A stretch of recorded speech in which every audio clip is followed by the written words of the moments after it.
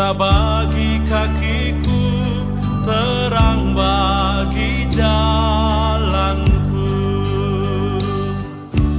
Firman-Mu. Kita akan belajar hari ini. Saya nggak tahu tiba-tiba dapat ide tema ini. Ketika kita sedang tidur pun Tuhan tetap bekerja di hidup kita. Amin nggak saudara? Walaupun kita sedang tidur, ternyata Tuhan tetap bekerja di hidup kita. Kenapa tiba-tiba tema ini muncul? Maaf, saya cuma bersaksi ya. Jangan mikir yang macam-macam. Sabtu malam bersama dengan 3 anak saya, kami berempat meninggalkan Jakarta menuju Istanbul. Sampai Istanbul pagi, berarti Minggu pagi waktu Indonesia. Kami transit 3 jam, lalu kami terbang lagi menuju ke New York. Nah, itu ngelewati malam lagi. Tapi aneh, perjalanan dari Istanbul ke New York itu walaupun ngelewati malam waktunya, tapi kami berjalan menuju matahari, jadi siang terus. Tapi itu malam. Nah, sambil saya tertidur di pesawat, tiba-tiba Roh Kudus itu bicara, itu buat saya nangis. Walaupun kamu tidur di pesawat, semua penumpang pada tidur juga. Aku nggak pernah tidur. Waduh, saya kaget sekali, saudara. Betul, Papa kita itu luar biasa. Betul tidak, saudara? Nah, maka itu nggak perlu kita takut apa-apa dalam hidup ini. Karena dia nggak pernah tertidur. Mari kita buka Mazmur 121. Ya, Mazmur 121. Mulai ayat 1 kita akan baca. Mazmur 121. Mulai ayat 1 kita akan baca. Judulnya saja menarik. Yahweh penjaga Israel. Nyanyian Syiarah. Aku melayangkan mataku ke gunung-gunung. Dari manakah akan datang pertolonganku? Pertolonganku ialah dari Yahweh yang menjadikan langit dan bumi. Mari kita jujur, dalam hidup kita, adakah selain Tuhan yang menjadi pertolongan dan andalan dalam hidup kita? Ini pertanyaan penting. Oh, ini anak saya nulis, sleepless father, papa yang gak pernah tertidur. Puji Tuhan, ia takkan, ayat 3 ya, ia takkan membiarkan kakimu goyah. Penjagamu, nah mulai dari sini, tidak akan terlelap. Mulai ayat 3 ini ya, untuk kita melihat, penjaga kita gak pernah terlelap. Terlelap itu, apa ya, kalau orang Jawa bilang seliut. Pernah toh? Kita lagi duduk tiba-tiba terus hilang begitu, terus kita kaget. Nah, jadi terlelap saja tidak pernah, apalagi tertidur. Ya, ayat dia takkan membiarkan kakimu goyah. Yang menjagamu takkan tertidur. Maka tiada diberinya kakimu tergelincir, dan penunggumu itu tiada akan mengantuk. Nah, ini lebih jelas lama. PS, ia tak akan membiarkan engkau jatuh. Pelindungmu selalu berjaga. MLT, dia tidak akan membiarkan kakimu goyah. Penjagamu tidak akan terlelap. FAYH, ia tidak akan membiarkan kita terantuk, tergelincir, atau jatuh. Karena ia selalu menjaga kita dan tidak pernah tertidur. Ayat 4, terima kasih Papa. Kami sering capek, kami bisa ngantuk. Ternyata Papa tidak pernah tertidur. Terlelap juga tidak pernah. Ayat 4 ya.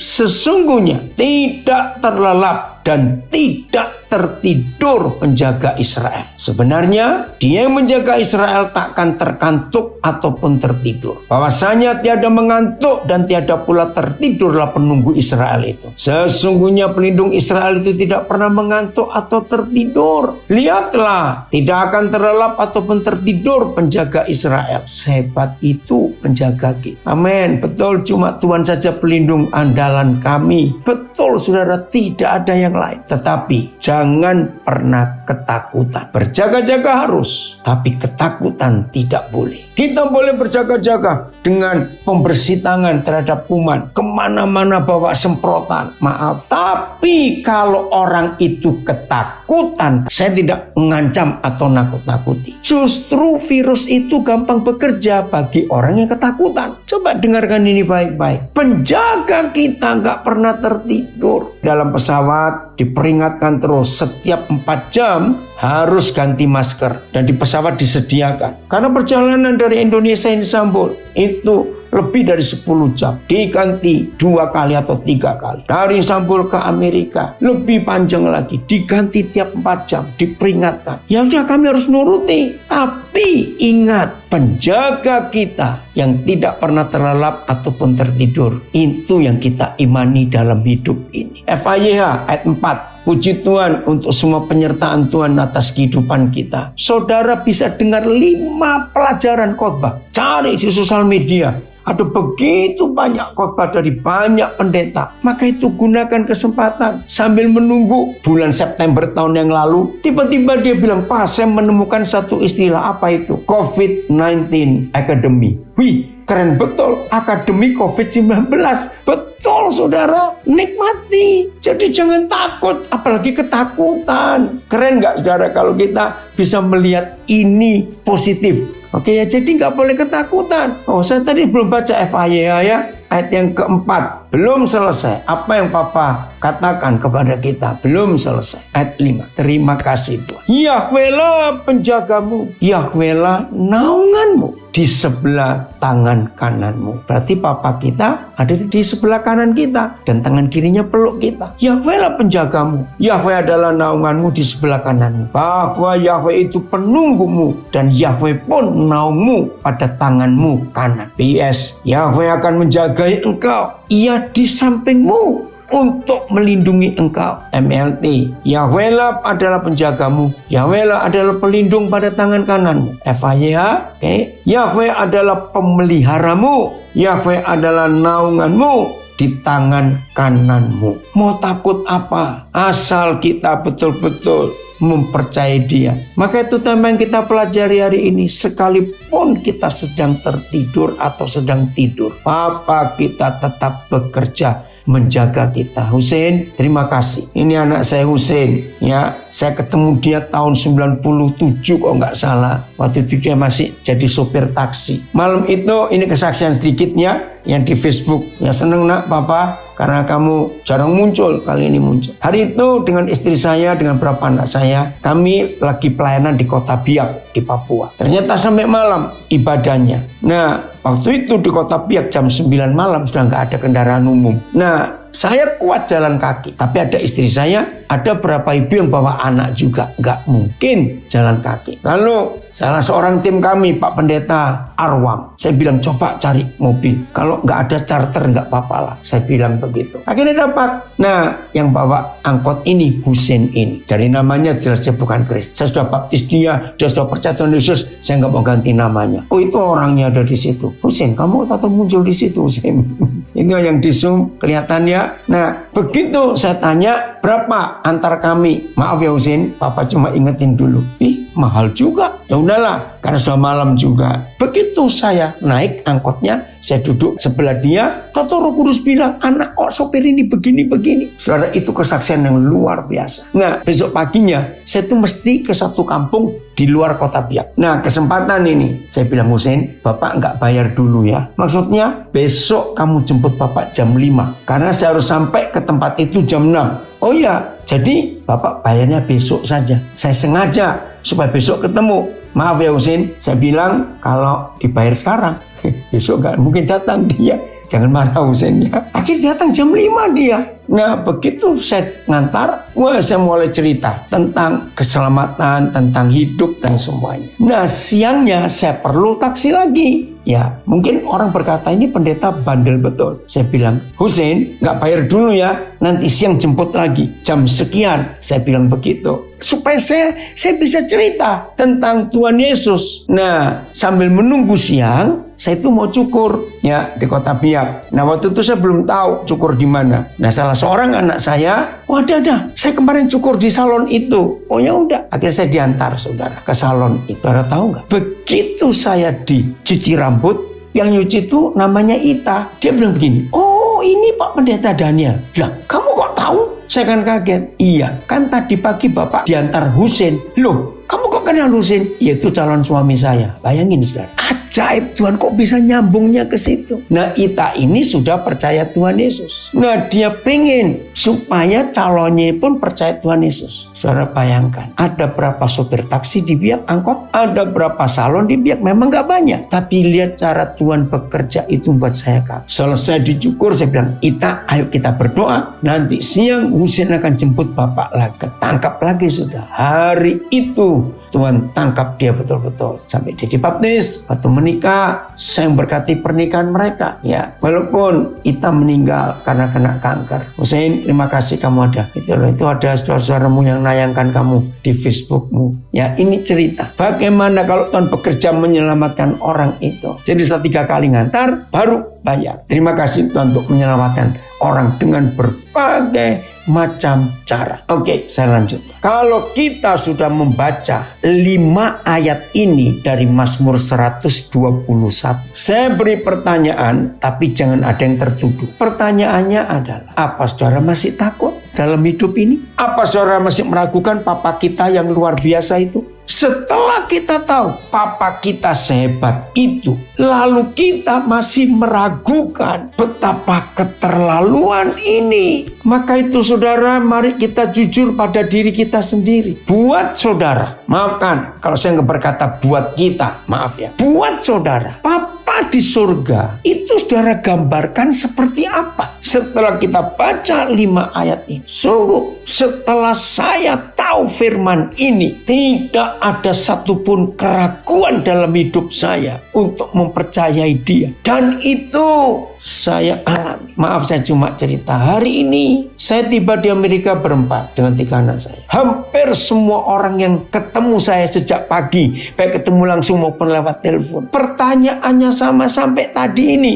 Di sini malam ya, kami baru selesai makan malam. Pertanyaannya sama, kok bisa masuk? Kok bisa masuk? Daras, kami kan berangkat Sabtu malam. Hari Jumat malam itu masih ada yang telepon saya dari Amerika. Teman saya pendeta. Kok dia lebih baik dibatalkan loh. Ini ada berapa penumpang dari Indonesia ditolak masuk. Mumpung tiketnya masih bisa diubah. Bayangkan itu Jumat malam sudah. Lagi sekali saya berkata, kalau Tuhan yang menghendaki, ya terserah dia. Ya tapi kan rugi nanti. Kalau kalian sudah berangkat tengah jalan suruh balik. Ya saya bilang ya balik. Habis Jumat malam kamu baru ngomong Sabtu kami mau berangkat. Barang sudah disiapin semuanya. Maka itu saudara, kalau kita berjalan menurut kehendak Tuhan, itu luar biasa. Ada yang berdoa untuk minta ampun ya dari Zoom. Ampuni kami yang kurang mempercayai dan sering lupa sama pertolongan Tuhan. Yang padahal baru kami lewati satu persatu pertolonganmu yang ajaib. Ajar kami untuk mempercayaimu. Amin. Saya setuju itu. Ayo belajar untuk percaya. Jelas ya saudara, dalam hidup ini. Nah itu Papa kita. Saya ulangi lagi tema kita. Ketika kita sedang tidur pun Papa tetap bekerja. Ingat itu. Bukankah itu bentuk kasih sayangnya yang luar biasa atas kehidupan kita? Jadi nggak perlu lagi kita ragukan dia. Untuk apa saja. Ini yang hebat. Bahkan tadi waktu kami lewat imigrasi, belum pernah saya bolak-balik masuk Amerika semudah hari ini. Apalagi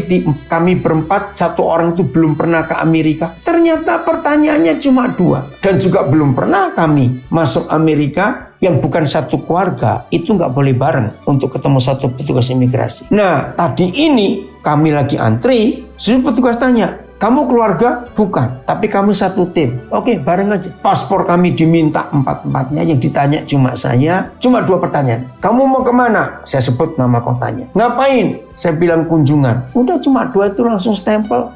Sampai kaget juga. Maka itu saudara, kalau Tuhan bisa bekerja dalam hidup kita, maka itu ayo mulai hari ini tidak ada lagi yang kita ragukan dalam hidup kita. Belajar mengikuti apa yang Tuhan percayakan buat kita. Cuma itu saja kok. Nah, pasti bertanya, ya gimana caranya? Saya jawab lagi, jadilah seperti anak kecil. Saya ulangi, jadilah seperti anak kecil. Anak kecil itu Asal ada papanya. Coba renungkan. Asal ada papanya. Anak kecil itu pasti merasa aman. Masih ingat waktu kita masih kecil? Begitu kita lihat papa kita. Ini loh, tadi kan kita baca. Dia menyertai melindungi kita di sebelah tangan kanan kita. Coba merem sebentar. Waktu kita masih kecil, kalau papa gandeng kita, biasanya digandengkan tangan kanan kita. Dipegang oleh tangan kiri papa kita. Saudara lihat, ingat waktu masih kecil, maaf kalau ada yang dari kecil nggak punya ayah, jangan takut, ada papa di surga jadi papa kita semua. Jadi ketika kita masih kecil, kalau jalan menggandeng kita, nggak ada yang kita takuti karena kuasa Tuhan yang luar biasa itu. Ini ada anak saya dari Nabire, awas kamu ya, pasti masuklah karena muka papa cerah dan percaya sekali, tugasnya takut. Soalnya yang mau masuk ini adiknya Yesus di bumi. Ini anak iseng ini dari Nabire. Jadi kalau Tuhan bekerja lewat kehidupan kita luar biasa, saudara. Sungguh nggak usah kita ketakutan. Oke, Daud ini luar biasa ya. Hampir semua mazmur Daud itu sebetulnya bukan cerita tentang Tuhan, saudara. Ya, dengar ini. Mazmur yang ditulis oleh Daud sebagian itu sebetulnya bukan cerita tentang Tuhan. Loh, cerita tentang siapa? Cerita tentang dirinya Daud sendiri. Ini yang saya kaget. Jadi waktu dia menulis Mazmur 121, nggak pernah terlelap, nggak pernah tertidur penjaga Israel itu. Ternyata itu Daud sendiri waktu dia jadi gembala. Jadi Daud mengaplikasikan, ya, kalau aku saja terhadap domba-dombaku, begitu aku sayang, apalagi Tuhan gembala yang baik itu pasti lebih sayang. Nah, ayo kita buka Mazmur 23. Saya percaya semua kita pasti pernah baca Mazmur 23. Karena dari 150 pasal kitab Mazmur 23 ini luar biasa. Sederhana, tapi tentang gembala yang baik. Mazmur 23. Ya, Mazmur gembala yang baik. Sungguh luar biasa Bapa kita di surga. Dia itu gembala yang baik, ya. Oke, boleh baca berapa terjemahan ya?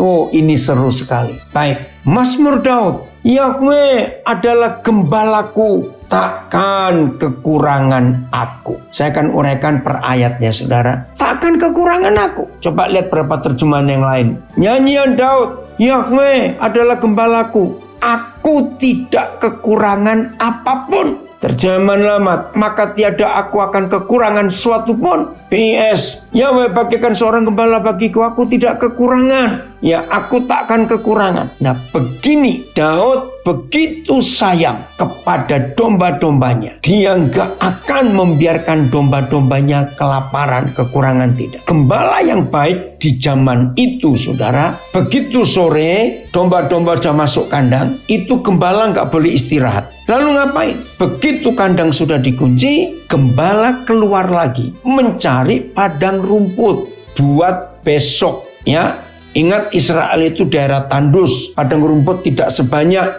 yang ada di Indonesia atau di Pulau Jawa, gitu ya. Nah, perhatikan ini. Begitu seorang gembala sore harus keluar lagi mencari padang rumput. Zaman itu saya pernah baca buku tentang penggembalaan di zaman Daud. Maka gembala itu punya tongkat dan ada bendera kecil. Nah, masing-masing gembala mau pakai warna apa, mau pakai kayu apa, terserah. Begitu mereka dapatkan padang rumput sore itu, maka tongkat gembala ditancapkan di wilayah itu. Artinya kalau ada gembala yang lain ingin mencari padang rumput, maka tidak boleh yang sudah ada tanda patok itu atau bendera itu. Berarti sudah ada yang punya. Tapi gembala-gembala yang malas, gembala upahan yang cuma digaji, nggak penting, cari rumput besok saja sambil jalan. Nah, itu domba-domba akan kelelahan dan kecapean karena diajak putar-putar cari padang rumput. Kalau Daud tidak, dia sore-sore begitu tuh domba-domba sudah masuk, maka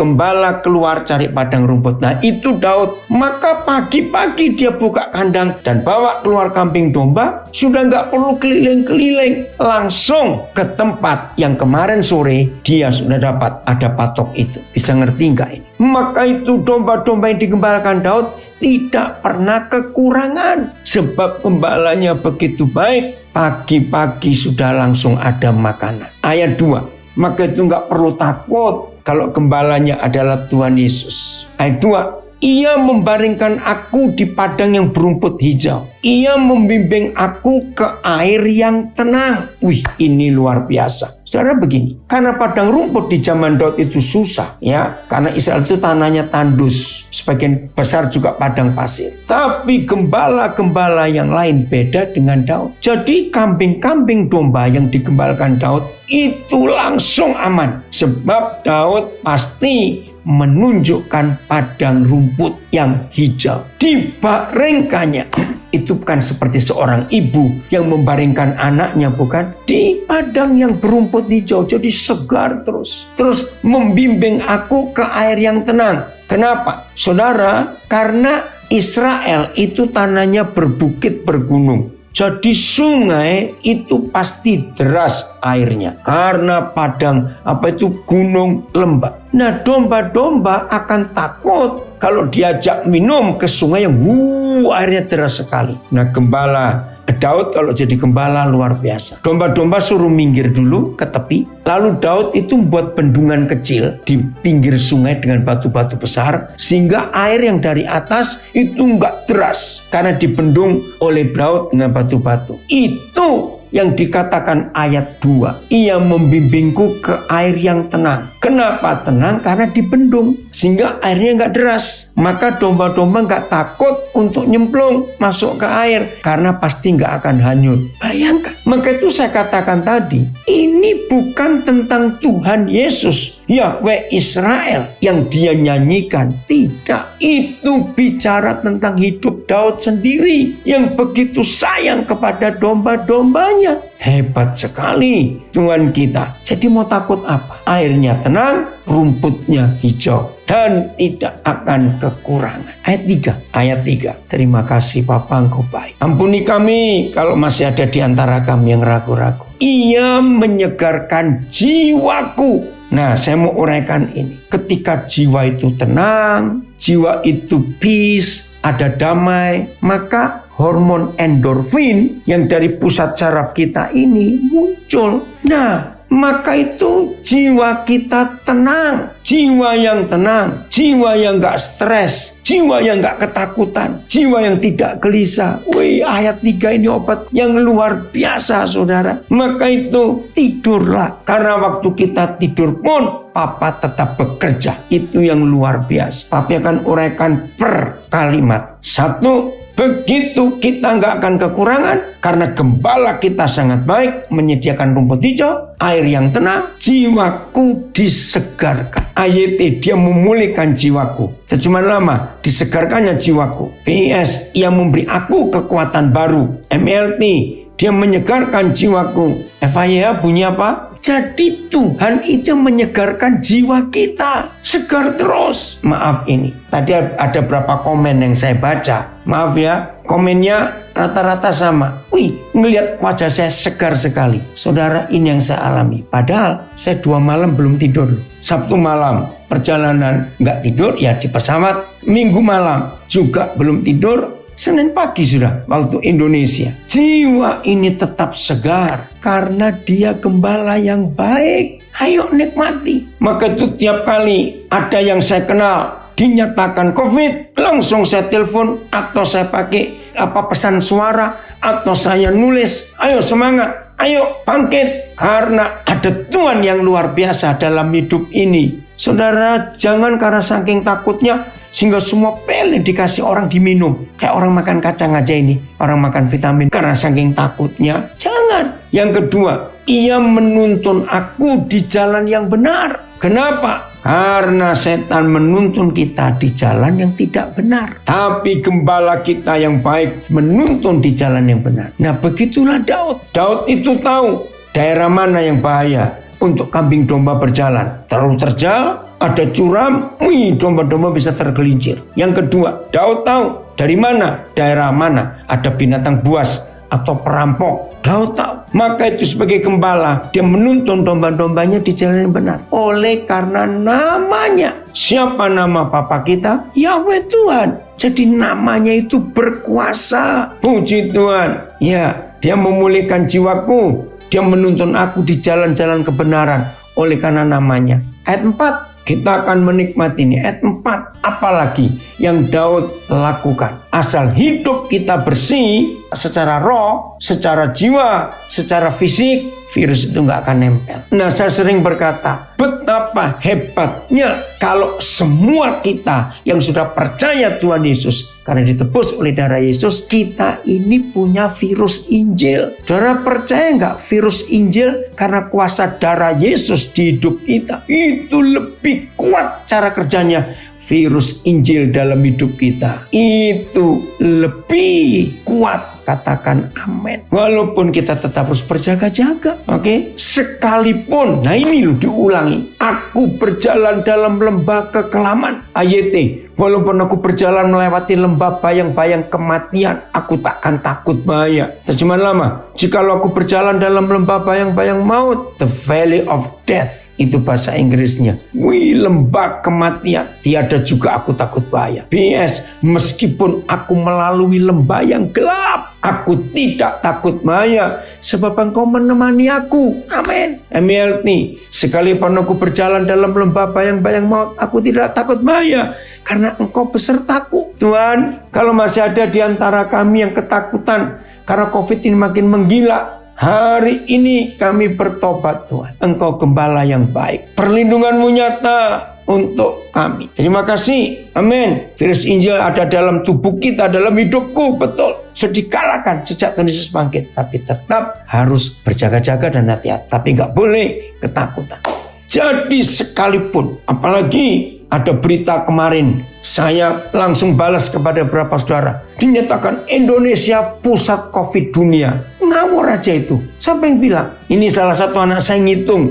Dia ngitung begini, betul juga loh waktu dia ngitung. Bayangkan, Indonesia itu 171 juta penduduknya. Ngomong saja, yang positif COVID hampir 3 juta. Dengarkan. Nah, dari 171 juta, yang 3 juta ngomong aja saya lebihkan, nggak sampai kok, maaf. Itu dinyatakan positif. Hitung berapa persennya. Kalau 1% saja itu 1 juta. 1% dari 171 juta itu berapa kok? Saya jadi bingung. Coba lagi hitung sendiri. Nah ini loh, kan nggak sampai 3% kira-kira. Kenapa dikatakan pusat COVID dunia? Maaf, tidak sedikit yang mengakui 1.700. Maaf, ada yang mempolitisir untuk bisnis. Maaf saya berkata, ya 270 juta. Kalau yang kena 3 juta, itu berapa persennya? Ini coba ngitung. Sedikit sekali. Siapa bilang Indonesia pusat COVID dunia?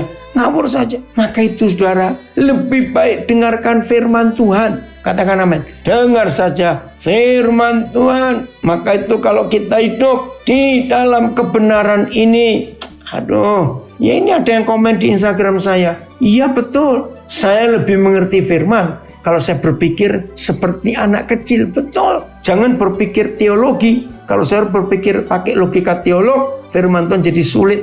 Album VOG, ku tak pernah tertidur, tak pernah lalai. Tanganku satu menopang dirimu, percayalah padaku, datang padaku. Amin. Betul. Jadi jangan dilebih-lebihkan. Lebih baik kita memberitakan Yesus. Jadi dia menjaga kita. Walaupun hari-hari ini kita sedang ada dalam lembah bayang-bayang maut.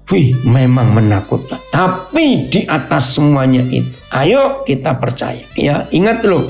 Terus, sebab Engkau besertaku, gadamu dan tongkatmu itu yang menghibur aku. Gadamu dan tongkatmu menghibur aku. Bawa batangmu dan tongkatmu sama tongkat dan gada. Oke, semuanya sama. FAYH coba. Terima kasih Tuhan. Ya, betul. Terima kasih Tuhan untuk penjagaanmu yang luar biasa. Ya, ini FAYH. Walaupun aku berjalan melalui lembah maut yang gelap, aku tidak akan takut karena Engkau menyertai aku. untuk menjaga dan membimbing aku sepanjang jalan. Haleluya. Coba renungkan ilustrasi ini. Sekalipun kita sebagai domba-domba berjalan di lembah yang menakutkan, ngeri, misalnya kematian di mana-mana. Coba dengar ya. Jangan stop, jangan berhenti karena takut terus nggak jalan. Coba renungkan. Di dalam lembah bayang-bayang maut, lembah kekelaman, lembah kematian. Coba jawab pertanyaan saya. Yang lebih kena bahaya, yang berhenti ketakutan, atau yang tetap berjalan bersama gembala? Ini pertanyaan anak kecil. Tapi kita harus mikir. Oke? Cepat jawab dong. Saya tanya, sekalipun kita berjalan dalam lembah kematian, mencekam sekali. Jawab pertanyaan saya. Mana yang berbahaya? Berhenti karena ketakutan atau tetap berjalan? Ayo, yang mana? Yang kita yang lebih aman. Jadi yang berbahaya justru yang diam. Oke, yang aman sudah tulis di Facebook, yang terus berjalan dalam lembah kekelaman bersama Tuhan Yesus. Ya, yang tetap berjalan yang aman, betul. Indah sekali. Nah, kalau kita mau percayai dia. Dari Lampung ada komen, tidur adalah suplemen terbaik dari Tuhan. Metabolisme tubuh akan membangun hormon yang baru. Betul, kalau kita istirahat, wah, virus Injil lebih kuat. Benar, dalam hidup kita ini. Jadi walaupun suasana mencekam dan menakutkan, jangan berhenti. Terima kasih. Dari Mentawai atau Nias ini saya lupa. Yang berhenti, yang dalam bahaya. Lebih aman, tetap jalan bersama Gembala Agung kita. Amin. Jadi jangan berhenti. Orang yang ketakutan akan stop karena nggak bisa jalan. Maaf, bisa ngompol lagi. Ya enggak? Karena takut. Jangan, saudara. Ayo, kalau Papa berjalan di sebelah tangan kanan kita, berarti Papa tidak kidal. Kamu kok mikir gitu juga kamu? Papa tidak kidal. Betul? Ya, kalau diam di tempat malah jadi sasaran empuk bagi si setan. Karena kita nggak berjalan. Betul sekali. Wih, luar biasa ini. Harus tetap berjalan bersama gembala kita yang baik. Karena ada gadanya dan ada tongkatnya. Ayat berikut. Belum selesai. Oh, Papa kita luar biasa. Ayat 5 sekarang ya. Terima kasih gadamu dan tongkatmu telah menghibur aku. Oi, hebat sekali Tuhan kita. Maka itu di dalam keadaan apapun juga saudara, asal ada Gembala Agung kita, gak usah ketakutan. Kalau disuruh Tuhan jalan, ya jalan. Kalau disuruh Tuhan berhenti, ya berhenti. Ayat 5. Saya akan agak panjang menguraikan ayat 5. Mazmur 23 ini. Engkau menyediakan hidangan bagiku di hadapan lawanku. Saya akan uraikan ini dulu. Ayatnya. Engkau mengatur meja makan ini ya. Di hadapanku, di depan musuh-musuhku. TL. Maka engkau menyajikan hidangan di hadapanku tentang meja bertentangan dengan segala seteruku. PS. Engkau menyiapkan pesta bagiku di depan mata lawanku. MLT. Ya ini anak saya yang pelayanan khusus di LP Renaldo Ginting nulis. Terima kasih Papi. Kami diingatkan kalau waktu lagi tidur aja kasih Papa itu terus berkarya. Jadi nggak usah takut dengan apapun. Tetap tenang dan percaya. Amin. FAYH. Ayat yang kelima. FAYH. Engkau menyediakan meja perjamuan bagiku di hadapan musuh-musuhku. Nah begini saya uraikan. Ini luar biasa. Zaman itu musuh utama gembala itu cuma 2 kelompok. 1 binatang buas, 2 perampok. Ternyata 2 musuh ini punya cara yang sama untuk bisa menerkam dan merampok domba-domba. Dengarkan, caranya adalah mereka mengharapkan gembalanya ngantuk. Ini luar biasa. Karena begitu gembalanya ngantuk, ya tahu yang selir, kepalanya terantuk, gargap-gargap bangun lagi.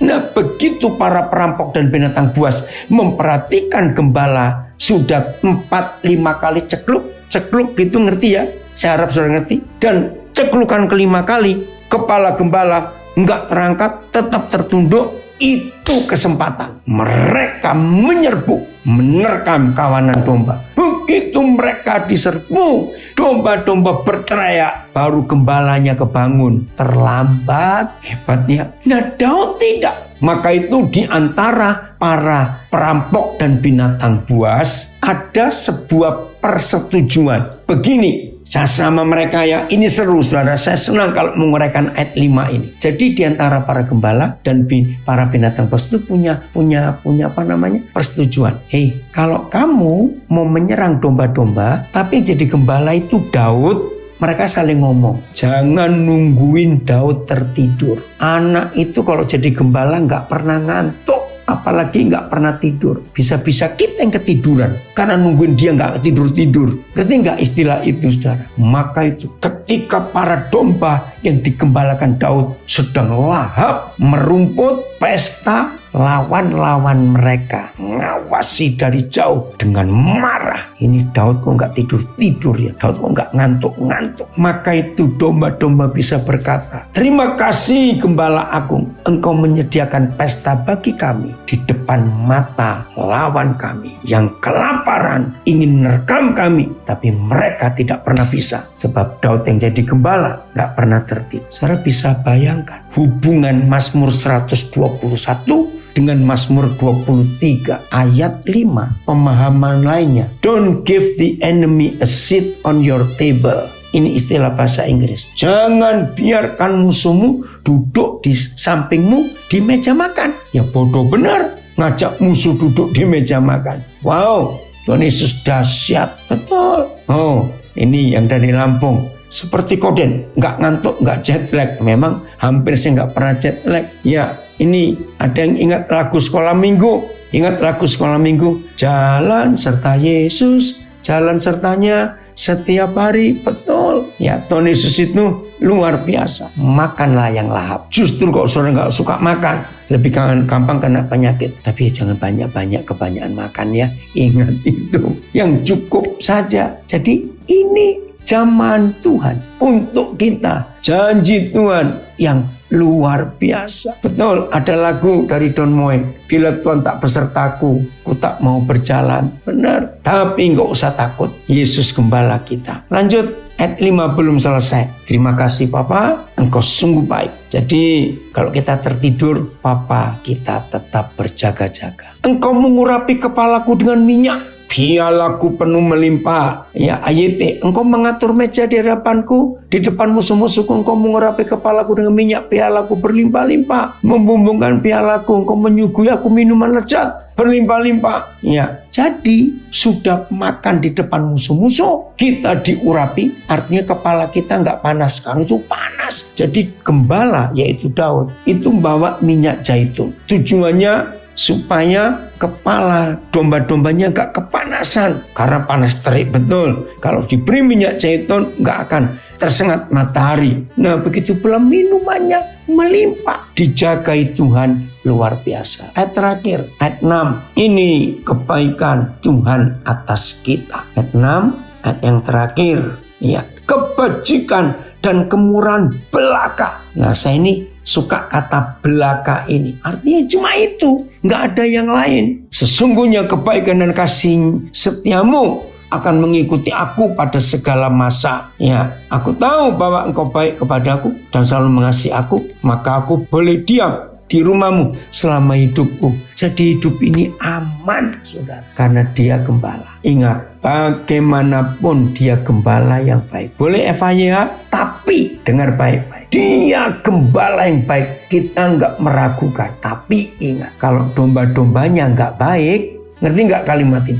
Bagaimanapun Tuhan Yesus gembala yang baik. Tapi kalau domba-dombanya nggak baik, percuma, karena kita bandel. Maka itu kalau kita sering nyanyi lagu, ya, tiap langkahku diatur oleh Tuhan dan tangan kasih-Nya menuntunku. Betul, dia mau nuntun kita. Masalahnya ke kitanya, mau dituntun atau tidak. Kebajikan dan kebaikan hatimu akan menyertai aku sepanjang umurku, dan aku akan diam bersama engkau dalam rumahmu untuk selama-lamanya. Bayangkan kalau hanya kebajikan dan kemurahan saja yang sepanjang hidup kita menyertai kita, apalagi yang kita mau takutkan. Warga binaan, sabar, tunggu waktu pembebasan saudara. Di dalam roh, saudara-saudara bebas. Secara fisik, saudara masih menjalani hukuman yang ada. Tapi dengan firman ini, semua kita tidak perlu takut lagi. Komen. Wow, dahsyat firman-Nya hari ini. Memberkati dan menguatkan dan menyegarkan. Puji Tuhan untuk semuanya itu. Untuk hidup kita sudah selesai. Jadi ayo kita nikmati. Percayalah Tuhan menghibur, menolong. Tuhan akan memberikan yang terbaik. Tuhan punya jalan yang lain untuk menolong. Tuhan Yesus memberkati kita semuanya. Bersabarlah. Tuhan Yesus memberkati kita semuanya. Puji Tuhan. Ayo kita semua jadi pelaku firman. Firman-Mu pelita bagi kakiku, terang bagi jalanku.